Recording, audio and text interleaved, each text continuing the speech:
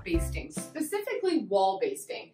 Now, many of y'all probably already know that I love homemade spray baste.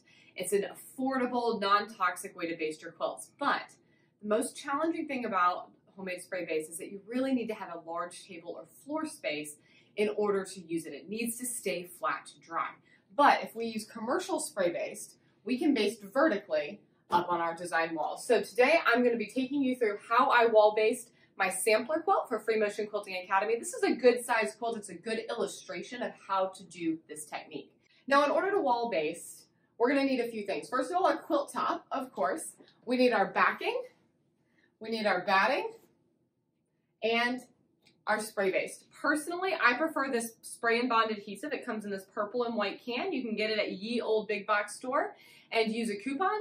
I find it has less odor. It's not as tacky, so it doesn't gunk up my needle as much. And I just generally like it better. So let's get started. First of all, I'm going to pull this down and we're going to put our batting up on the wall here. Now you'll notice I'm actually basting my sampler sideways. It's a 5x6 quilt. And I have turned it sideways so y'all can see more of it as we are working. So I'm going to put my batting up here. My design wall is a piece of batting pinned to the wall. So this is going to be the hardest part, is getting this bat to stick. Cotton is heavy, and this is a very large bat, as you can see. In fact, let me grab a couple of pins and we're going to pin it in place. Okie dokie, it took a little bit of finagling, but you can see that I've put my batting up on the wall here. Cotton batting is heavy. This is a Cotton Supreme batting, so this is going to be the most challenging part of your process, is just getting the bat up on the wall so we can begin to spray adhesive the rest of our quilt together. So let's actually get started with the basting process. Now, I have my spray base and I have my backing. And what I want to do, first of all, I need to remember that I'm working with this sideways. So my elephants are going to go sideways. I'm using this lovely African print as my backing for this quilt. And I'm just kind of eyeballing this to see about where this fabric is going to go. And it is actually going to be a little bit bigger even than this bat. And that's going to tell me where to spray. So got this gorgeous print. A friend of mine actually brought it back from Tanzania many moons ago. I'm excited for it to get a job. I'm going to shake up my spray base now. Please make sure you're in a well-ventilated area. This is a large room. I'll be opening up the door shortly. So make sure you've got your ventilation as you are working here. We're going to begin to spray. So I know that my batting or my backing is going to go pretty much to this end. And it's going to go to about here. And I'm just making sure that I've got a good kind of thorough all over spritz there. And then I'm going to start in the center. I'm going to want to put this backing right up at the top of my bat because it is a little bit bigger.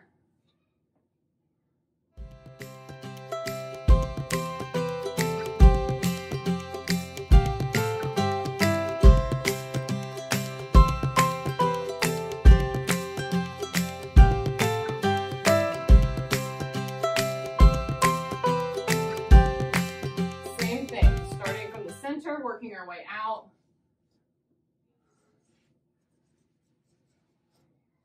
So the whole fabric, so I can feel a wrinkle in here, so I'm going to just massage it out.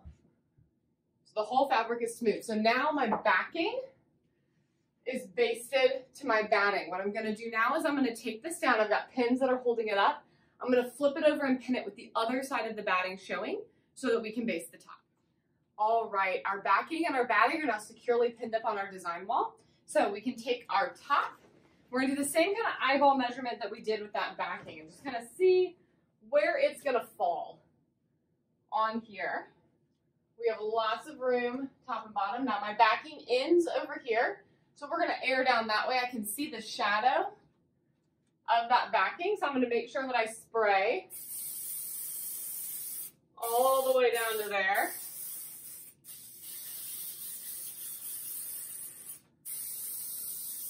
And same on this side. I'm just going to spray to the edge of the backing.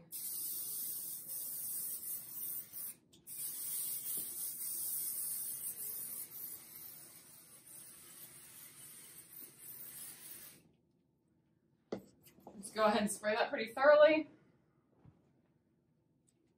start here in the center once again. Right along this top edge.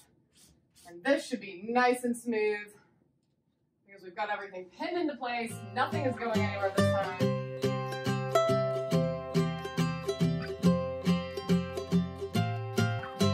You can see the real work here with basting on the wall is going to come at the beginning.